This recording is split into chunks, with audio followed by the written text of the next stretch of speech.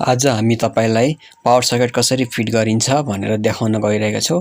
यो box fit गरेपछि हामी देखाउँछौं। ल हेर्नुस् यो पावर सकेट हो। यसलाई चाहिँ अब हामीले एउटा तार जम्पर गरेर यसमा कनेक्सन लगाएर चाहिँ हामीले यसको फिट गर्छौं। यो इन्डिकेटर हो। इन्डिकेटर एउटा न्यूट्रल एउटा फेजमा राख्नुपर्ने हुन्छ। यो जम्पर भन्छ। यसरी भयो। अर्को भित्रबाट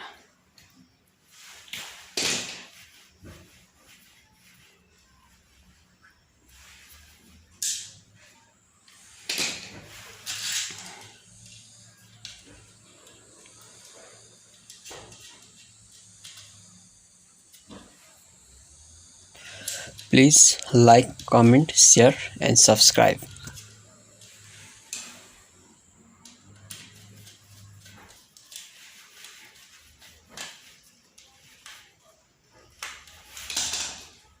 त्यसलाई अब हामी स्विचमा फिट गर्ने छौं।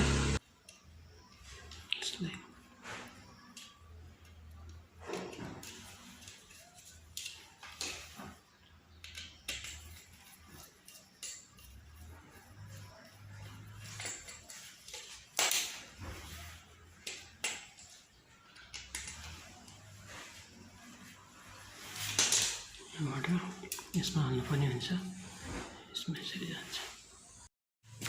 फिट गरिसकेपछि तार छ। तपाईहरुले देख्न सक्नुहुन्छ त्यहाँ रातो र सेतो तार छ। हाम्रो सेतो तार चाहिँ फेज तार हो भने रातो न्यूट्रल हो।